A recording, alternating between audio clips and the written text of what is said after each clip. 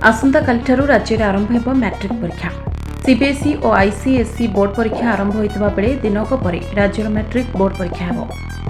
राज्यर 5,60,512 जन छात्र छात्री 3,082 परीक्षा केन्द्र में छात्र छात्री मैट्रिक परीक्षा देवे। मैट्रिक परीक्षा पई ओएमआर सीट और प्रश्नपत्र कड़ा सुरक्षा बल में बोर्डर मुख्य कार्यालय नोडाल सेंटर में पहुंची। 322 नोडाल सेंटर में प्रश्नपत्र और उत्तर खाता कड़ा सुरक्षा बल में रखा। समस्त नोडाल सेंटर को वायरल रेजिस्टेंस करा जायछि। हाईस्कूल सर्टिफिकेट परीक्षा सहित संस्कृत मध्यम और राज्य मुक्त विद्यालय परीक्षा मध्य एही एका समय गोटे सेटिंग रे अनुष्ठित ହେବ।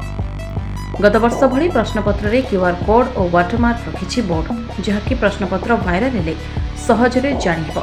बोर्ड मुख्य कार्यालय रे कमांड कंट्रोल रूम हेउथबा बेले समस्त परीक्षा केन्द्र और नोडाल सेंटर एहिठारु कंट्रोल करिपार व्यवस्था ग्रहण करा जायछि। मैट्रिक परीक्षा परीक्षा सूची अनुसार फेब्रुआरी 19 रे प्रथम भाषा परीक्षा।